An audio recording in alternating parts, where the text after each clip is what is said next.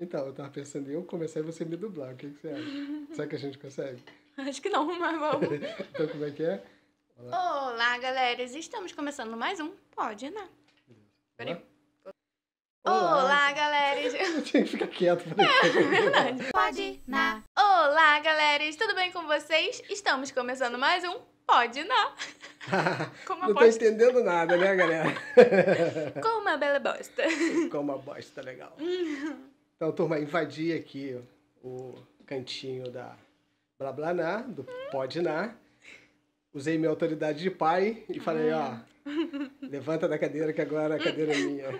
E eu tô sendo injustiçada, gente, porque eu comprei minha cadeirinha essa semana e ele já tá usando, eu não Novinha. acredito. Vocês não têm ideia como que aqui tá chique, cara. Ó, vou mostrar pra vocês rapidinho, peraí. Caneca, que aliás eu não ganhei a minha ainda. Eu tenho que mandar fazer. Peraí, pra não derrubar tudo. Pizza, turma, vocês têm ideia? Mini pizza. Estou comendo, inclusive. O negócio tá muito chique. Então, mas o que que eu tava pensando? A Blablaná faz o Podná, chama as pessoas, entrevista, mas em que momento ela será entrevistada? Ah, será hoje? E será aqui por mim? Ai, meu Deus, logo por quem? Ah, vamos lá, melhor pai do mundo. E aqui, então, a minha filha predileta, a Blablaná.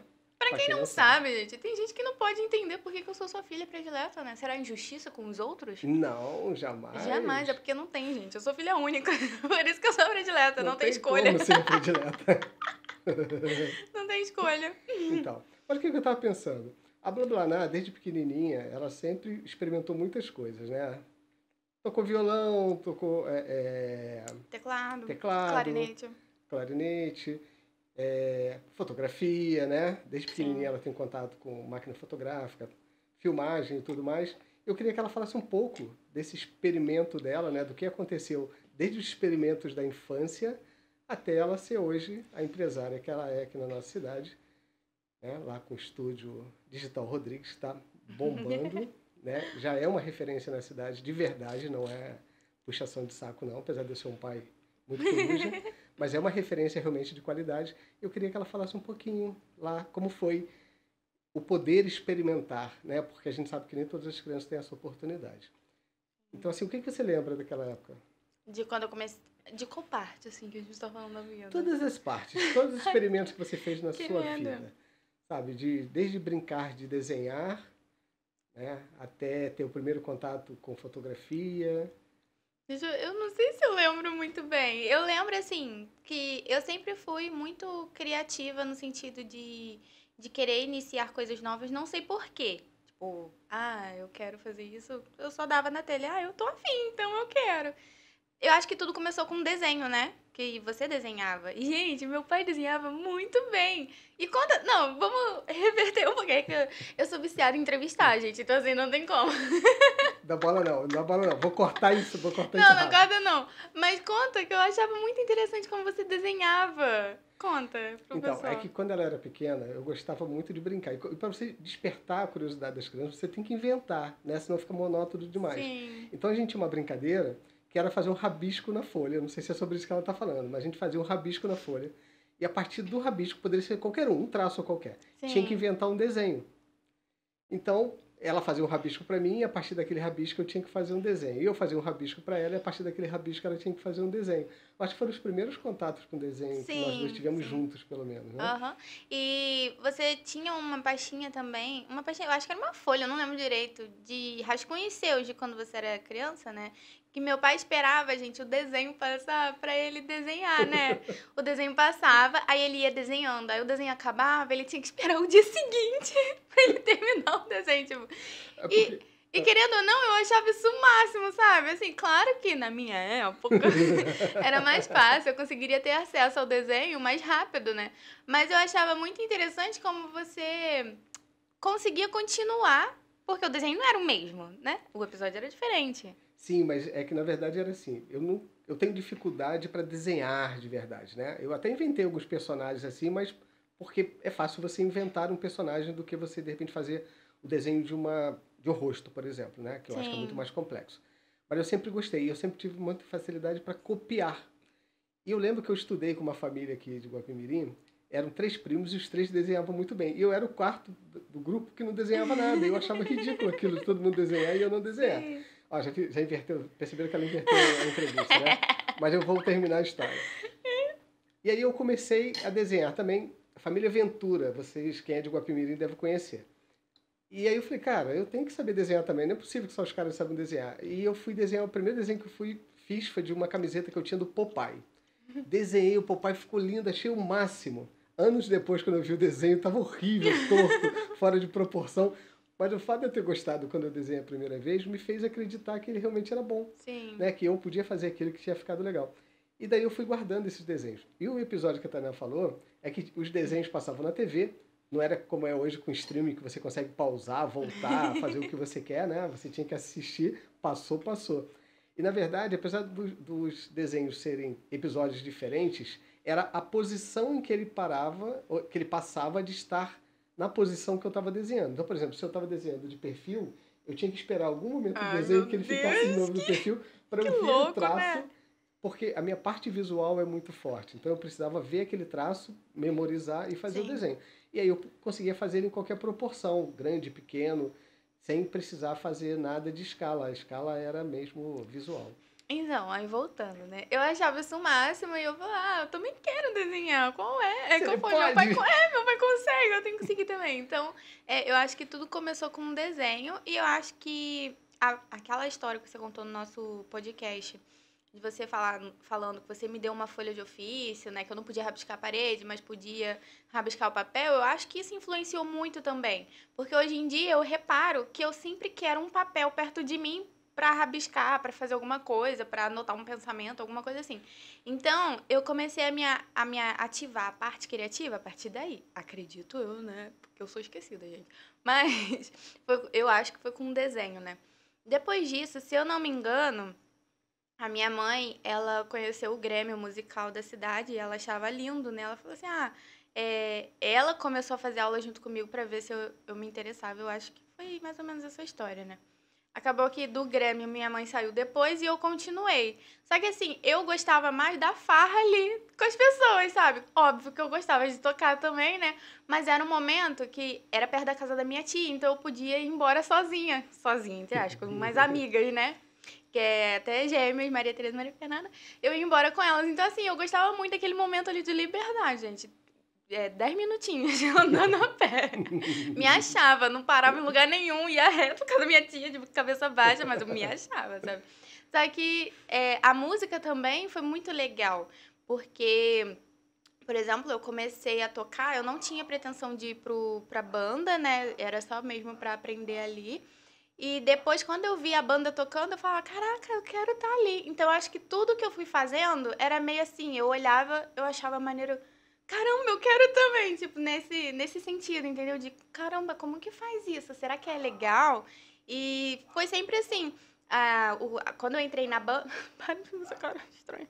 Quando eu entrei na banda, eu achava muito legal as meninas que tocavam na primeira voz, porque eram notas mais altas, mais difíceis de alcançar. E eu queria também alcançar aquelas notas. Não naquele sentido de inveja, né? De, meu Deus, elas estão fazendo, também quero. Não era isso, mas eu achava tão maneiro que eu ficava, deve ser muito divertido alcançar notas altas, então eu quero. Aí acabou que depois eu fui pra parte da primeira voz também, aí fiz parte. Então, eu acho que... Fala. Chegaram a gravar um CD aqui no... Sim, foi muito no legal. CRT, Eu tô né? ridícula no CD, mas assim, muito legal mesmo. Foi uma oportunidade muito legal para as crianças, porque a maioria não tinha acesso a informação nenhuma. Eram famílias que não tinham condições de pagar um instrumento. Por exemplo, lá eles emprestavam instrumentos, né? E do nada a CRT falou: vamos gravar um CD, levar aquela turma de criança lá pro Rio de Janeiro, para um estúdio de música assim chique pra caramba, e a gente se achando tocando.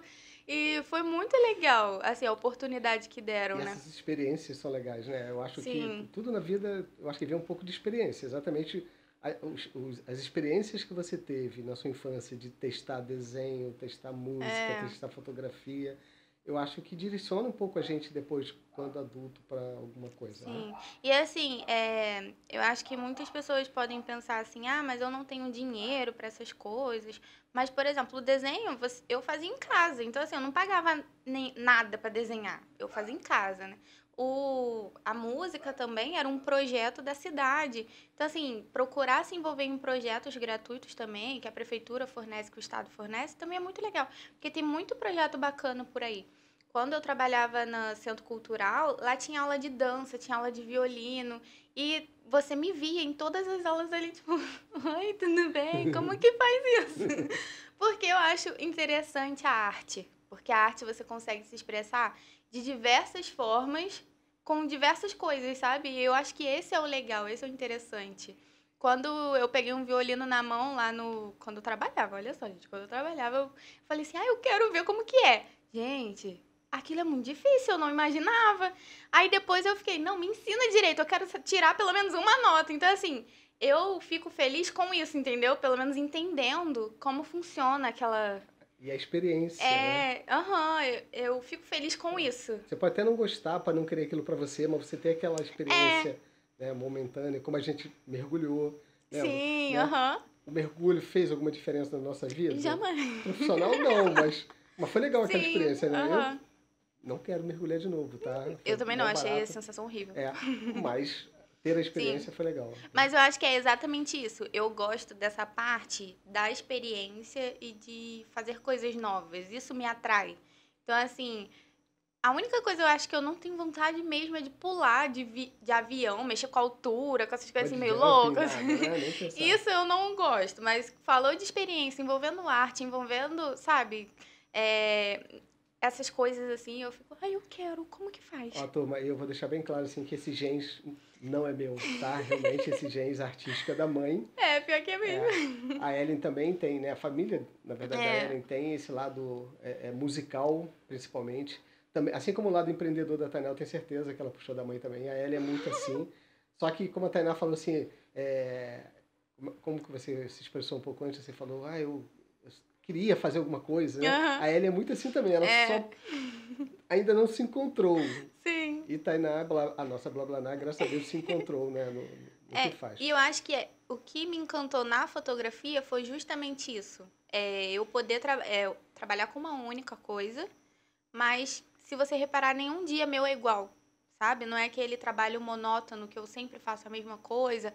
Até quando o cenário é a mesma coisa de um bebê pro outro, a gente inventa outra coisa para não ficar igual, sabe? E eu acho que é isso que me atrai. Fazer as coisas diferentes, poder, sei lá, igual o vídeo que eu fiz e postei lá no Instagram, pra quem quiser ver.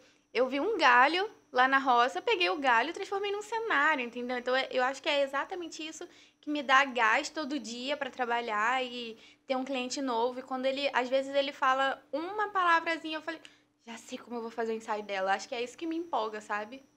E se a gente pensar, ou melhor, se a gente esquecer a evolução, né, da sua primeira foto com estúdio já, né, para as suas fotos atuais, se a gente não pensar nisso, mas pensar só nos processos para fotografar, são diferentes, Sim. todos são diferentes, né? Não existe o mesmo processo, Não dá, mesmo que você esteja com o mesmo ambiente fotográfico, né? Não dá, porque a gente está falando de pessoas, né? E pessoas são diferentes. Então, eu posso até criar o mesmo roteiro, digamos assim, para atender, né? Para fazer um ensaio gestante, por exemplo. Posso criar o mesmo roteiro, mas nunca vai sair igual.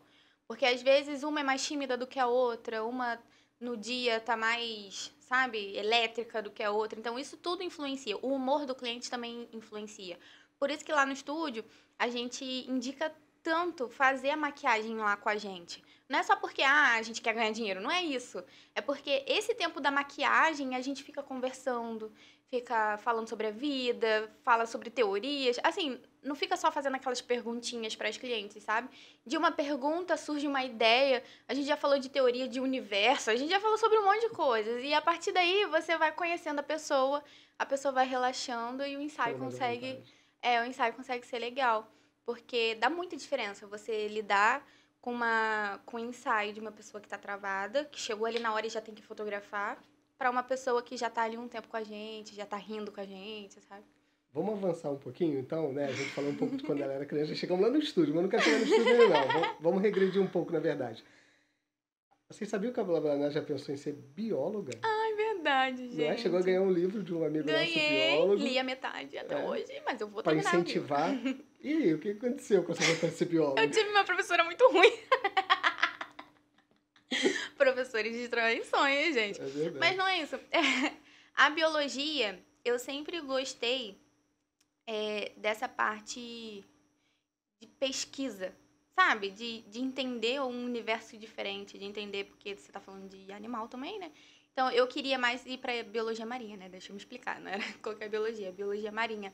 E eu sempre tive uma curiosidade muito grande com esse universo marinho. Que é desconhecido da gente, né? Eu acho muito louco, gente. Você não saber a profundidade exata de um oceano. Tipo, o que tem lá embaixo? Tem E alguma tudo que coisa? tem, né? É outro mundo lá, de verdade, assim, né? Que a gente Exatamente. desconhece totalmente. Tem uns bichos que estão aparecendo agora que ninguém nunca viu na vida. Então, assim, a minha curiosidade sempre foi essa, de querer estudar isso pra investigar realmente essa área. Eu era meio louca, né? Então eu queria ir pra essa área por causa disso. E nessa época de escola, que era onde falavam muito de fazer prova, né? De você prestar um bom vestibular, de você ir pra uma boa faculdade. Como eu não sabia direito o que fazer, e esse era o lado que me interessava, eu achava que eu queria ser bióloga. Entendeu? Eu falei assim, não, esse é um mundo que eu gostaria de trabalhar, de escolher pra trabalhar, entendeu? Porque com toda aquela pressão que eu tinha de, você tem que escolher, e assim, não tem ninguém falando assim, presta vestibular pra fotografia, não tem ninguém falando isso, entendeu? Então, eu botei na minha cabeça que eu queria muito ir pra essa área, porque era uma área que eu achava que se eu escolhesse pra trabalhar, porque na minha cabeça era trabalhar pra sempre, sabe? Seria uma área que eu gostaria de estar. Se identificou com ela, né? Porque se eu escolhesse a administração, eu ia viver infeliz, basicamente, entendeu? Por falar em seguir uma carreira, né? Ser bióloga para seguir uma carreira, porque Sim. não existe vamos fazer uma faculdade de fotografia, como ela Tem, falou. tá, gente? Não, tem. Pois é, mas ninguém fala isso na escola, né, no Ninguém ensino indica. médio. No Quando ensino eu médio. falei, quando eu bati o martelo e falei que eu ia fazer designer gráfico, você tinha que ver os olhares que me deram. Agora, uma coisa legal até sobre isso foi o primeiro emprego que a Blablaná conseguiu, que talvez eu esteja enganado, mas eu acho que tinha muito a ver com algo que ela fazia basicamente por lazer, que era o canal do YouTube. Uhum. Que serviu de currículo para você, não foi? Sim, foi. Quer falar um pouquinho? Eu editava muito vídeo. E a edição de vídeo também é uma coisa curiosa, porque eu nunca fiz curso, nunca fiz nada pra editar vídeo.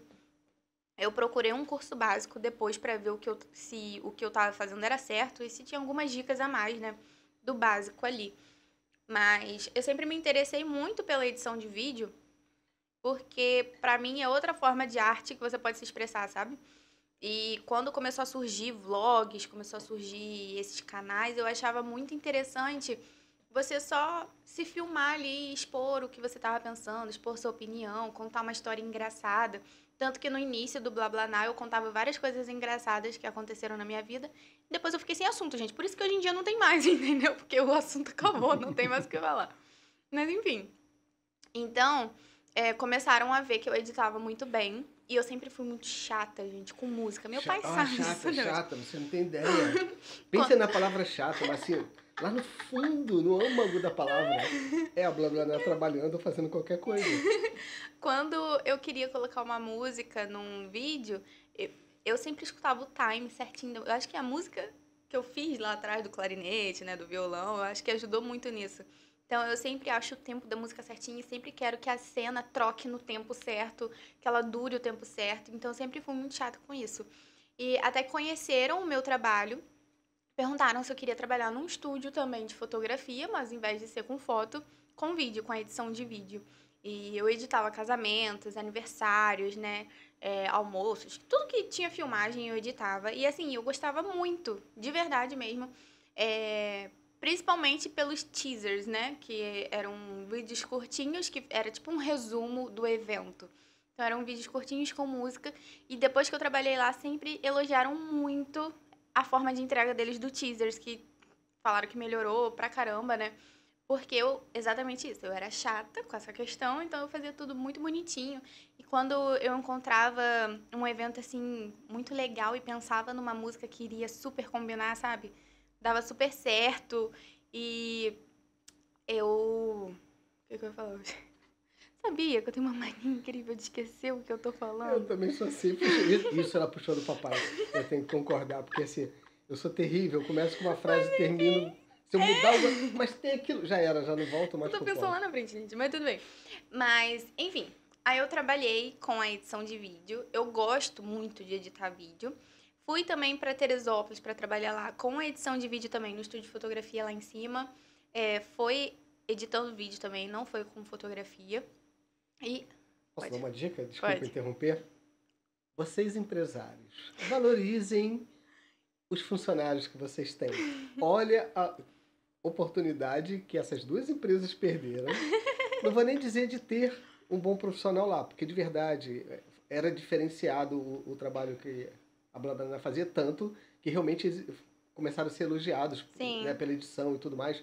E sempre que tinha uma edição mais importante, né, ia para me sua mão para fazer e tudo chamavam, mais, era de ter aprendido com ela, porque assim, em algum momento fatalmente ela ia sair para ter a empresa dela quando ela saiu, mas não aproveitaram esse momento para aprender com ela, É porque as verdade. pessoas, né, o ego das pessoas não permite que elas É. reconheçam que tem um funcionário bom.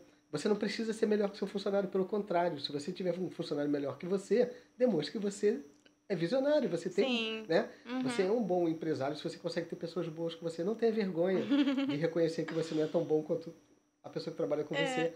Aproveite e aprenda com ela. Mas vamos lá, blá blá blá. Mas enfim, aí nessa época a fotografia eu só via como hobby. Então, até quando eu fui colocar lá em Teresópolis, eu coloquei o currículo, né, para eles, mostrei os vídeos que eu editava, porque eu salvava alguns, os que eu mais editava empolgada assim e gostava, eu salvava para mim, para ter como lembrança mesmo, né, que eu que fiz, né, para relembrar. Quando eu fui lá em Terê, pra você ter ideia, eu nem pensei, eu sou fotógrafa também aqui, ó. Se não der em um, dá em outro. Não, eu não pensei, gente, eu só falei de edição de vídeo mesmo. Então, assim, eu realmente não enxergava a fotografia como um trabalho. Era como um hobby. E aí, me chamaram pra trabalhar lá em Terê também. Eu fiquei um tempo e adiantando serviços atrasados, né? E era o que você falou mesmo. Chegou um momento que eles sempre botavam uns eventos importantes, assim, na minha mão pra eu editar. E aí eu desci pra Guapi de novo e fiquei sem emprego. Aí eu pensei, continuei editando alguns vídeos pro meu trabalho antigo, né? Só que depois eu fui percebendo que a edição de vídeo realmente é um hobby. Eu não consigo me empolgar por tanto tempo editando vídeo dos outros, sabe? Tá fazendo merda. Eu não consigo me empolgar tanto tempo assim editando vídeo para outras pessoas. Querendo mostrar para outras pessoas o resultado que elas querem. Então, eu tive a ciência, assim, naquela época, que eu não levaria a edição de vídeo para sempre. Eu não trabalharia para sempre com isso. Porque eu me empolgava mais editando os meus vídeos, sabe? Eu tinha esse prazer maior quando era meu. Quando eu tava fazendo algum vídeo pra mim, né? Pro meu canal, ou pra deixar guardado. Aí eu ficava empolgado muito mais. E depois eu fui percebendo que quando era de outra pessoa, eu já não editava com tanto, sabe, prazer assim, não tinha tanto amor. Aí eu cortei a edição de vídeo e pensei, eu preciso ganhar dinheiro de alguma forma. Como que eu vou ganhar dinheiro? Falei assim, já sei. Chamar umas criancinhas, vou tirar umas fotos, vou ver aí quem interessa, né? Porque lá em Teresópolis, gente, vende muito. Ensaio pra bebê, nossa, lá era uma sala grande. Tinha 8 nichos. E cada nicho era uma fotógrafa tirando foto de um bebê. E assim, as mães não ligavam pra aquela loucura, sabe? Pra aquela correria de ter 8 pessoas ali sendo atendidas ao mesmo tempo. Não sei como tá hoje por causa da pandemia, né? Mas era assim na época. E elas iam empolgadas, gente. Tinha fila pra tirar foto. Eu achava assim, meu Deus. Eu falei, será que eu consigo trazer isso pra Guapi? Porque o pessoal de Guapi ia pra Terê pra fazer isso. Eu falei assim, poxa, se tiver um estúdio desse em Guapi, o pessoal não vai mais pra Terê, vai pro estúdio, né? Então, esse foi o meu pensamento lá no início. Pensando lá na frente já, né? Esse foi o meu pensamento no início. Eu falei assim, vou tirar, vou ver no que vai dar. E aí eu não sabia realmente que eu teria um estúdio um dia. O mais legal disso tudo é que assim, você não teve de verdade alguém da família para se espelhar, né? Não. Eu não sigo essa área, sua mãe também não, apesar de eu gostar muito de vídeo, eu gostar muito de fotografia também, Tainá tem muitas fotos quando era criança que eu fotografava, mas aquela coisa natural de pai, de fotografar filho, essas coisas todas, né? Não com uma visão de fotógrafo de verdade. E essas coisas brotou, claro, também com o que você foi acumulando de conhecimento, né? De trabalhar lá, como você falou, você viu, veio a ideia, mas é muito Sim. seu, né? Tá muito dentro de você Sim. isso, né? Não, e depois de um tempo eu percebi também que eu teria que trabalhar pra mim, sabe? Que eu não é que eu não conseguiria trabalhar pra outras pessoas, mas eu tenho uma mania muito grande de querer tomar a frente. Mas não é de tomar a frente de, eu quero mandar em todo mundo. Não é isso. É que eu fico tão empolgada com a coisa que eu quero, gente, vamos fazer isso, vamos fazer aquilo. Então, assim, eu percebi que eu poderia entrar em conflito com muitas pessoas por causa desse meu jeito. Mas eu acho que é um Entendeu? pouco daquilo que eu te falei do ego, né? Não, Por exemplo, sim. você é uma pessoa naturalmente cheia de ideias. Sim. E você precisa botar essa ideia para fora. E as pessoas, às vezes, têm uma certa resistência pela ideia não ser dela. Sim, Em vez de aproveitar a ideia e falar, caraca, agora vou me dar bem em cima das ideias também. Eu faço isso o tempo inteiro. Vou me dar bem em cima da ideia da Tainá. As pessoas, às vezes, fazem o contrário. Eu tenho várias pessoas que trabalham comigo, cara, que, assim, é o tempo inteiro o contrário. A gente, né, eu acho legal você chamar as pessoas. Pô, vamos, chega aí, o que a gente faz com isso? E aproveitar a ideia das pessoas. Sim. E eu sempre, em qualquer coisa que eu faça, eu sempre sou muito empolgada. Se aquilo tivesse, se acender essa empolgação, né? Eu sempre quero levar à frente e falar, não, gente, vamos fazer isso, vamos fazer aquilo. E vambora pra ontem, vambora. Então, eu comecei a perceber que eu poderia entrar em conflito com muita gente se eu trabalhasse para outras pessoas, entendeu? Então, na época, eu pensei assim, o que eu posso fazer por mim, que não vai depender de ter um chefe, não vai depender de uma terceira pessoa, né? Aí eu pensei, vou tirar umas fotos, porque aí, no início, eu queria fazer estúdio, mas como não tinha verba, né? Eu pensei, faço na rua mesmo, né? Tiro externa. Mas esse desejo de ter um estúdio sempre foi muito forte em mim, porque o que me atrai é você ter um quarto vazio, e daquele quarto vazio você consegue fazer várias fotos bonitas. Tipo, é uma loucura, né? Viu, pessoal? Então, gosta do que você faça, né, com gosto, faça com carinho, estude bastante, pesquise bastante. E a gente vai aproveitar, vai encerrar por aqui o Pode Iná. Se eu lembrasse como que se despede, né? Um beijo, um tapa na testa. Um beijo, um tapa na testa. E tchau! Tchau! Pode, na!